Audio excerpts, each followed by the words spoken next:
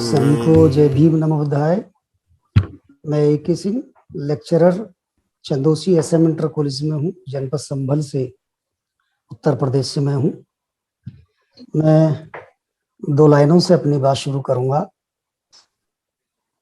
कि था चमन सोने की चिड़िया, आज बिना शमशान है, और तुम बताओ कैसे कह दूं भारत देश महान है।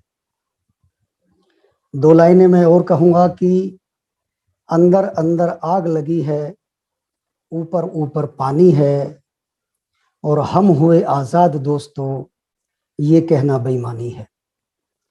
साथियों, इस देश में हमारी समस्याएं सबसे विकराल रूप ले चुकी हैं, और उन समस्याओं से निजात पाने के लिए जो समण संघ या विदा पीपल का जो कॉन्सेप्ट है, जो विचारधारा है, केवल वही हमको बचा सकती है।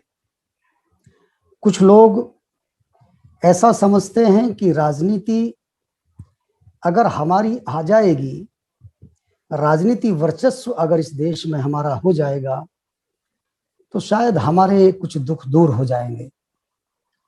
लेकिन मैं साथियों आपसे बताना चाहता हूं, इस देश में जितने भी चाहे विधानसभा है, चाहे लोकसभा है, चूंकि राज्यसभा में और विधान परिषद में रिजर्वेशन नहीं होता है, लेकिन जितने भी MP MLA हमारे हैं, जितने रिजर्वेशन के आधार पर होते हैं, वो सभी विधानसभाओं में और लोकसभाओं में जाते हैं।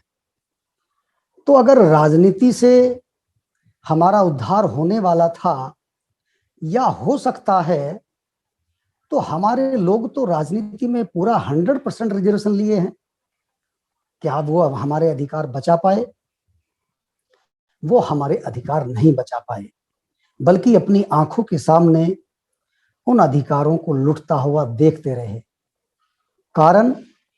कारण साफ है कि उन्होंने महापुरुषों को न तो जाना है, न महापुरुषों को पढ़ा है, न समाज की समस्याओं को जाना है।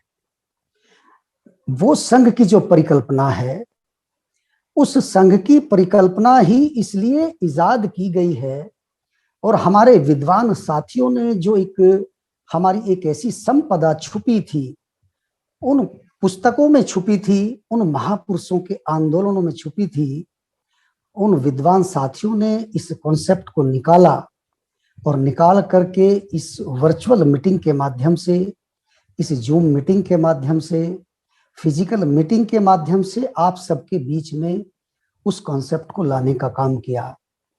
और कॉन्सेप्ट क्या है कि जो समाज इकट्ठा होता है, उस समाज का कभी कोई कुछ कर नहीं सकता, उस समाज का कभी शोषण हो नहीं सकता।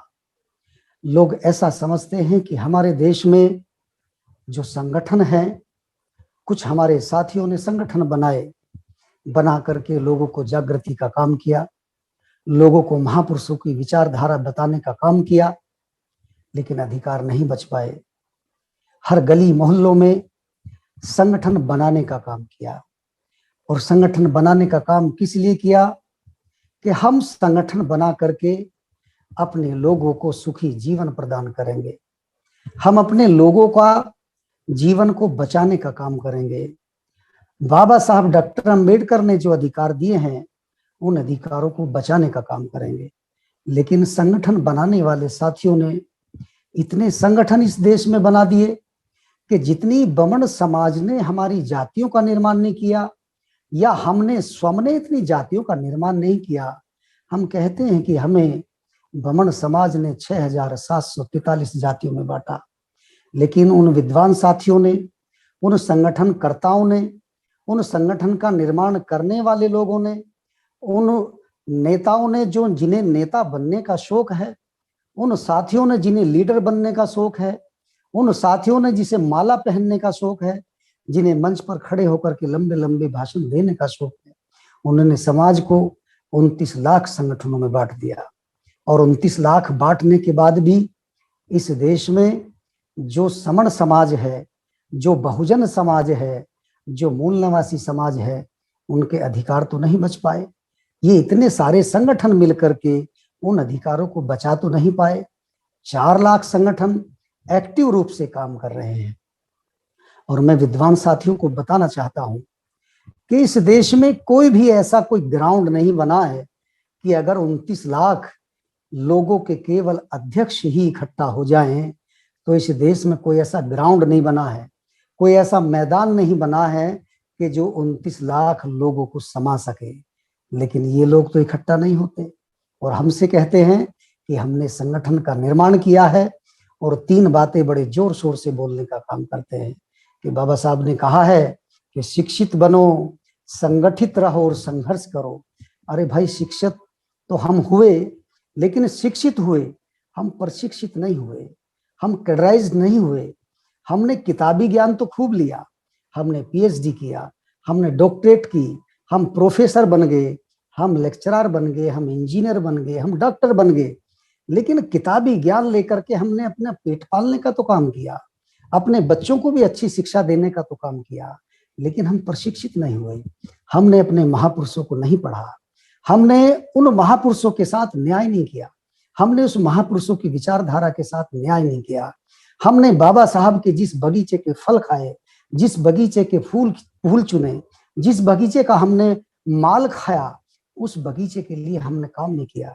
लोग कहते हैं कि भाई ये संगठन वाले क्यों नहीं अधिकार बचा पाए, ये बचा कहाँ पाए? क्योंकि इन्होंने तो 4 लोग कोने पे बैठ कर कहते कि हम इसकी रक्षा करेंगे। वो सोचता है कि वो कोने पर जो बैठा है वो इस बगीचे की रक्षा कर लेगा, वो दूसरा सोचता है कि वो इस बगीचे की रक्षा कर लेगा, तीसरा सोचता वो इस बगीचे की रक्षा कर लेगा। ये तो वही बात हो गई कि एक भांजा 6 मामा थे और जब वो अपने मामाओं के घर पर गया तो सभी के ये सोचता रहा कि उस मामा ने खाना खिला दिया होगा, उस मामी ने खाना खिला दिया होगा, और वो मामा का भांजा पूरे दिन भूखा रह गया। तो ये उसी तरह से ये संगठन वाले लोग काम कर रहे हैं। इनको आदत हो गई है माला पहनने की, इनको आदत हो गई है बड़े बड़े मंचों पर बैठने की, और बहुत बड़ी बड़ी माला पहन करके ये ऐसा समझते हैं कि हम मसीहा हो गए हैं, हम इनके ईश्वर हो गए हैं, हम इस जनता के भगवान हो गए हैं। इन लोगों ने केवल संगठन बना करके समाज को तोड़ने का काम किया। मैं निवेदन करना चाहता हूं इस संगठनकर्ताओं से कि आप हमें जुड़ने की बात करते हो, आप जिनको जुड़ने की बात करते हो, जिनसे चंदा लेने की बात करते हो, जिनसे चंदा ले लेकर के उनसे कहते हो कि आपसे आप हमें संसाधन दीजिएगा, हम तुम्हारी आजादी को सुनिश्चित करेंगे, हम तुम्हारे अधिकारों को लाने का काम करेंगे। लेकिन इन लोगों ने चंदा ले लेकर के अपने बैंक बैलेंस बना लिए, अपनी सुविधाएं बना ली, एसी गाड़ियों में चलते हैं, अच्छे अच्छे ऐशो आराम में लोग रहते हैं, लेकिन इन्होंने इस बहुजन समाज के अधिकार बचाने का काम नहीं किया। मौत में भी ये लोग राजनीति करते हैं।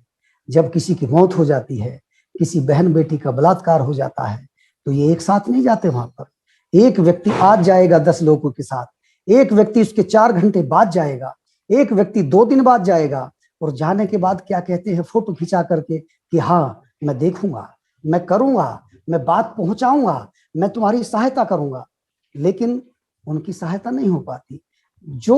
जिस व्यक्ति ने उसके साथ एट्रोसिटी की है, जिस व्यक्ति ने अत्याचार किया है, वो देख लेता है, वो समझ जाता है कि ये लोग जिस समाज की रक्षा करने की बात करते हैं, जिस समाज को ये कहते हैं कि हम तुम्हारे अधिकार बचाने का काम करते हैं, वो देखता है कि ये इतने संगठन के लोग ये एक साथ आ नहीं सकते, ये एक साथ बैठ नहीं सकते, ये अपने समाज का अत्याचार का उन्मूलन कैसे करेंगे, ये अपने समाज के अधिकार बचा कैसे पाएंगे। जो व्यक्ति मौत में भी एक साथ इकट्ठा नहीं हो सकते, जो व्यक्ति बलात्कार में, बहन बेटियों के बलात्कार में भी एक साथ इकट्ठा नहीं हो सकते, वो लोग अपने समाज को बचाएंगे कैसे? वो समझते हैं इस बात को। इसीलिए अगर अत्याचार होता है तो हमारे समाज पर क्यों होता है?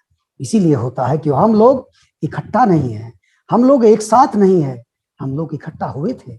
याद करिएगा उस 2 अप्रैल 2018 का दिन, याद करिएगा उस दिन को, जब एक सोशल मीडिया के माध्यम से कोई नेता नहीं था, कोई लीडर नहीं था, कोई माला पहनने वाला नहीं था, कोई चंदा लेने वाला नहीं था, कोई चंदा देने वाला नहीं था। सब लोग अपने अधिकार को बचाने के लिए, जो SC/ST एक्ट को, जो एक उस संविधान के पन्ने को फाड़ दिया गया था, चाहे संवैधानिक माध्यम से हो, चाहे संसद के माध्यम से उसे फाड़ दिया गया था। हमारे लोग 2 अप्रैल 2018 को सड़कों पर उतरे थे। आप अपनी ताकत को देख सकते हो कि हम सड़कों पर उतरे थे और संविधान ने भी कहा कि मेरे बच्चों तुम इकट्ठा हो गए हो, तुम इकट्ठा हो गए हो तो मैं तुम्हारी बात सुनूंगा, और मैं ही तुम्हारी बात नहीं सुनूंगा। इस देश का जो भी हुक्मरान है, जो भी इस देश पर शासन करने वाला लोग है, जिस संसद में ये लोग बैठते हैं, जिस सुप्रीम कोर्ट में ये लोग बैठते हैं, वह भी आपकी बात सुनोगे, क्योंकि आज आप इकट्ठा हुए हो, आपको अपने दर्द का एहसास हुआ है। तो साथियों, हमें उस दर्द का एहसास करना होगा। अगर हम उस दर्द को एहसास नहीं करेंगे तो हम इकट्ठा भी नहीं होंगे। बहुत से लोग समझते हैं कि हमने इतना पैसा कमा लिया, इतना मोटा पैसा मेरे पास है, मेरे पास तो 2 ही बच्चे हैं, इनका तो मैं बहुत कुछ कर सकता हूँ, मैं दुकान खुलवा दूंगा, मैं 4 गाड़ी खरीद कर दे दूंगा, मैं कहीं अस्पताल उसको बनवा दूंगा, मैं ये कर दूंगा, मैं वो कर दूंगा। अरे भाई, करोगे तो जब तुम्हें उस लायक छोड़ा जाएगा। आज हम ऐसे मुकाम पर खड़े हैं कि एक तरफ खाई है और एक तरफ समुद्र है। उधर गिरेंगे तो डूब जाएंगे और उधर गिरेंगे तो मर जाएंगे। आज हमें इकट्ठा होने की आवश्यकता है। अगर हम आज इकट्ठा नहीं हुए, हम बहुत जीव जंतु से आपको बताते हैं, हम और समाज से बताते हैं, इस देश में 2 से 2.5 करोड़ सिख लोग हैं, इकट्ठा हैं, चाहे धार्मिक रूप से इकट्ठा हैं, चाहे सामाजिक रूप से इकट्ठा हैं, वो लोग इकट्ठा हैं। लेकिन उनके साथ इस देश में कोई एट्रोसिटी करने की किसी की हिम्मत नहीं है, कोई कर नहीं सकता। क्यों नहीं कर सकता? क्योंकि वो लोग इकट्ठा हैं। इस देश में मुस्लिम भाई हैं हमारे, आप देखिएगा 7 वर्ष 7.5 वर्ष केंद्र की सरकार है, उत्तर प्रदेश की सरकार भी दोबारा रिपीट हो गई है। क्या कुछ ऐसा कोई नुकसान पहुंचा पाए? क्यों नहीं? क्योंकि वो लोग डेली 5 टाइम जुड़ते हैं, 5 टाइम की नमाज पढ़ते हैं। वहां कोई अल्लाह मियाँ बैठा नहीं है कि जिसे पकड़ करके लोग एक एक दिन अपने घर में ले जाएंगे और उससे कहेंगे कि अल्लाह मियाँ आज मैं जो कहूं वही आपको करना है। ऐसा उनका मकसद नहीं है, उनका मकसद जुड़ने का है। और वहां देखिएगा, उनके अंदर ये देखिएगा कि जो अमीर आदमी और गरीब आदमी कोई भी हो, जो पहले आएगा वो पहली पंक्ति में बैठेगा।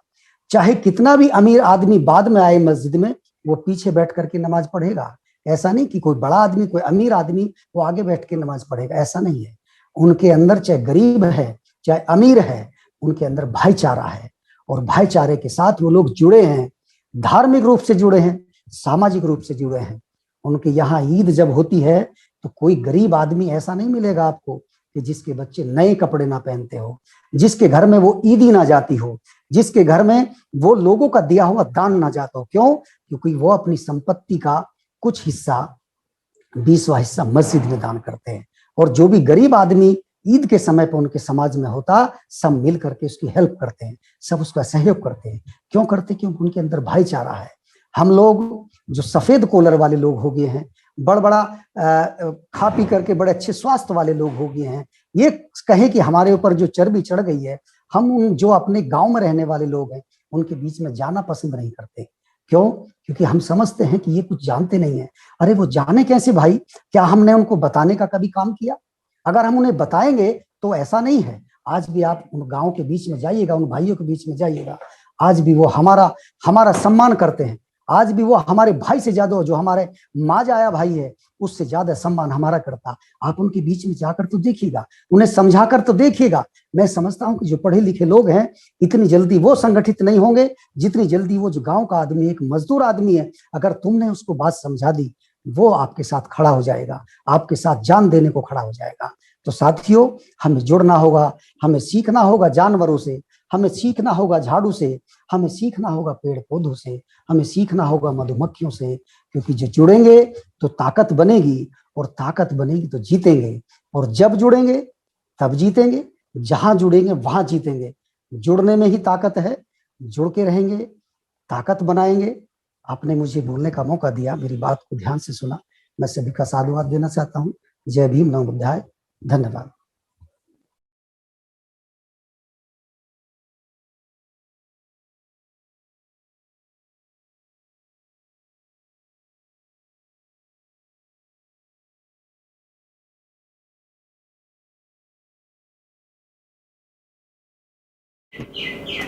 आप सभी से ये निवेदन है कि अगर आपको ये वीडियो अच्छी लगती है या बाकी वीडियो अच्छी लगी हैं और आपको लगता है कि धम्म की वीडियो किसी को और मिलनी चाहिए या किसी को गिफ्ट में भेजनी चाहिए या किसी भाषा में कन्वर्ट करके आगे बढ़ानी चाहिए या प्रिंट में किताब में छापनी चाहिए या इसकी जो ऑडियो है उसे निकाल के भेजना चाहिए या इसका किसी पार्ट को इस्तेमाल करना चाहिए, तो आपको लिबर्टी है, आपको छूट है। ये सभी कॉपीराइट फ्री हैं। आप अपने फेसबुक पे, अपने पेज पे, अपने ट्विटर पे या अपने हैंडल पे या लिंक को कहीं भी शेयर कर सकते हैं, कहीं भी चला सकते हैं। आप यूट्यूब पे भी चला सकते हैं, अपने नाम से चला सकते हैं। इसके लिए इजाज़त लेने की या परमिशन लेने की बिल्कुल भी ज़रूरत नहीं है। आप इसको अपना मान के चलाएं, क्योंकि धम्म सबका है। हम जो बताते हैं वो भगवान बुद्ध का है या महापुरुषों का है, उन्हीं की बात को सरल भाषा में बताते हैं। हमारा सिर्फ इतना राइट है इस पर कि हम इसको लोड कर देते हैं, बाकी सारी ये पूंजी आपकी है। धन्यवाद।